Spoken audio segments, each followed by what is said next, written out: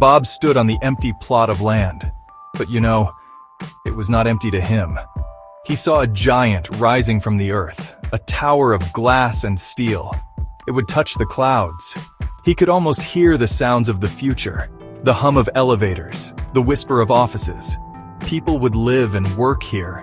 They would dream their own dreams inside of his. This was more than a job. It was a promise to the city, a promise to himself. He would build something that would last, something that would stand tall against the test of time, a legacy etched against the sky for all to see. The sun began to set, painting the sky in shades of orange and purple. The last light of the day caught the edges of the construction equipment. The steel beams looked like the bones of a great beast, waiting to be given life. Dust motes danced in the fading light, looking like tiny golden stars. Bob felt a sense of peace here, a sense of purpose. This was his world, a world of plans, of concrete, of ambition. He was a builder, a creator. In this place of dirt and machinery, he felt closer to the heavens than anywhere else on earth. He breathed in the cool evening air. It smelled of earth and metal. The city hummed around him, a constant living thing. His building would soon add its own voice to that chorus. It was a difficult journey, full of long days and sleepless nights. Each measurement had to be perfect. Every bolt tightened with care. The responsibility was immense, a heavy coat he wore every single day. But the weight was a good one. It was the weight of creation, the satisfying burden of bringing a vision to life, piece by painstaking piece. He had started with nothing but a blueprint and a belief that he could shape the skyline, that he could leave his mark on this sprawling city. This tower was his symphony. Each floor was a new movement, each window a different note. And as the sun dipped below the horizon, casting long shadows across the site, Bob felt a surge of pride. The foundation was laid. The journey had begun. He was not just building a structure. He was building a future, one steel beam at a time, reaching for something grand and permanent. At home, another structure was under strain, his marriage to Annie. The long hours at the site became long nights of silence at home. Bob would return covered in dust and exhaustion. Annie would be waiting, her own day's stories left unspoken. The space between them grew wider. It was filled with missed dinners and tired excuses.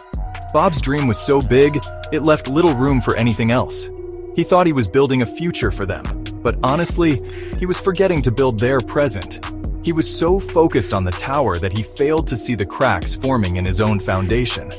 One evening, Annie visited the construction site. The argument started quietly, a whisper against the clang of metal. She spoke of loneliness, of feeling like a stranger in her own life. "You are married to this building, Bob," she said. Her voice was steady but full of pain. "Not to me." Bob did not understand. He saw his work as an act of love, a sacrifice for their shared future. He pointed to the rising frame. "This is for us," he insisted. But she did not see a future. She saw a rival, a cold steel giant that had stolen her husband away from her. The argument grew louder. Their words became sharp like broken glass. Annie's frustration met Bob's exhaustion. He was defending his dream. She was fighting for their love. It was a battle with no winner. The breaking point came with her final words. "I can't do this anymore," she whispered, her voice breaking. She turned and walked away. The sound of her footsteps was lost in the noise of the site. Bob stood alone, the steel skeleton of his building mocking him. He had reached for the sky, but in doing so, he had let go of the hand he was meant to hold. The love that had once been their shelter was now exposed to the harsh elements. The promises they had made seemed as distant as the top floor of his unfinished tower. Bob looked at the blueprints in his hand. They were detailed. They were precise. They showed how every piece of the building fit together. But there were no plans for this, no guide on how to fix a broken heart. He was an expert at building things up, but he had no idea how to stop his own world from falling apart. The silence Annie left behind was heavier than any ton of concrete. Bob's personal storm began to flood his professional life. His focus shattered. He made mistakes, small at first. A miscalculation here, a delayed order there. His mind was not on the project. It was in an empty house. It was replaying that final argument with Annie. The crew noticed the change. Their confident leader was now distracted and distant. The rhythm of the worksite faltered. The once unstoppable march of progress slowed to a crawl. The tower, his great ambition, seemed to stand still, waiting for its creator to find his way back. The project fell behind schedule. The pressure mounted.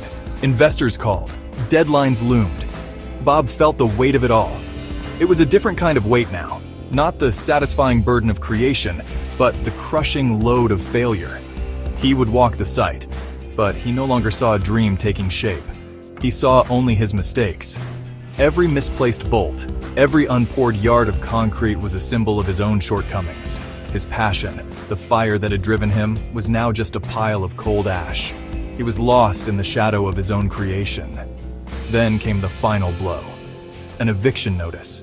The letter was cold and impersonal. It was a formal declaration of his failure. He had poured all his money, all his energy, into the tower.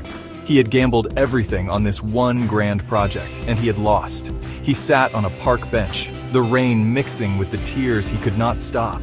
He was a man who built homes for others, and now he had lost his own. Despair was a cold, heavy blanket. He felt like a ruin, a collapsed structure with no hope of being rebuilt. At his lowest point, he felt utterly alone. The city he had wanted to shape now seemed alien and cruel. The towering buildings all around him felt like silent judges, looking down on his failure. He had lost his project. He had lost his home. He had lost Annie. The dream was dead. He had nothing left. The man who had once envisioned a legacy reaching for the sky now could not even see a path to tomorrow. He was adrift in a sea of regret, with no land in sight. His journey, it seemed, was over. In the depths of his despair, a memory surfaced. It was a simple memory. He was a young boy with his first set of building blocks. He remembered the pure joy of creating something from nothing, the thrill of stacking one block on top of another, seeing his small structure rise. It was not about money or legacy then. It was about the love of building, the simple, honest passion for making things. For a moment, the heavy weight on his shoulders lifted. He remembered who he was before the deadlines and the pressure. He was a builder, and builders do not give up. Then, another memory came. It was of Annie. Her smile when he first showed her the blueprints for the tower. She had shared his dream. She had believed in him. He realized his love for her was the true foundation of his life, not the concrete he had poured into the ground. The tower was meant to be a symbol of their future, but he had made it the center of his world. He had forgotten that the most important thing he could ever build was a life with her. He knew then what he had to do. It was not just about finishing the building. It was about rebuilding his life. A new determination ignited within him. It was a small flame at first, but it was warm. He picked up his phone. His first call was not to an investor. It was to Annie. He did not make excuses. He did not make promises he couldn't keep. He simply said, "I was wrong. I miss you." It was the first stone laid for a new foundation, a foundation of honesty and humility. He knew it would not be easy. Trust, like a skyscraper, is not built in a day. It takes time, effort, and a solid plan. His next call was to his crew. He gathered them at the site. He stood before them not as a boss, but as a man who needed help. He admitted his mistakes. He shared his struggles. He laid out a new plan, not just for the building, but for them.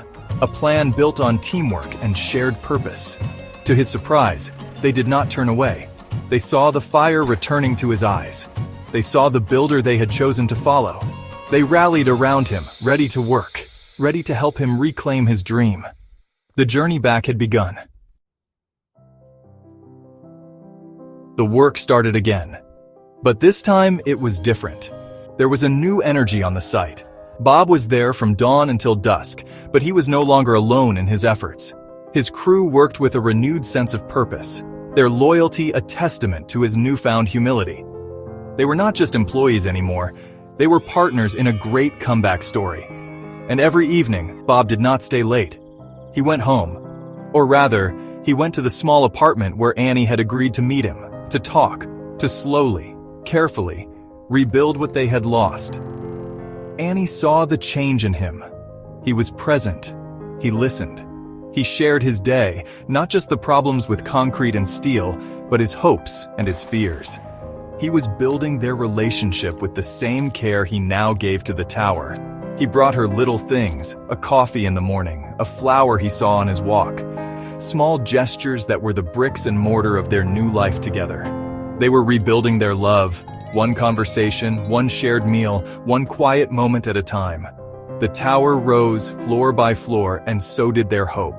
The day finally came. Today, June 22nd, 2025. The tower was finished.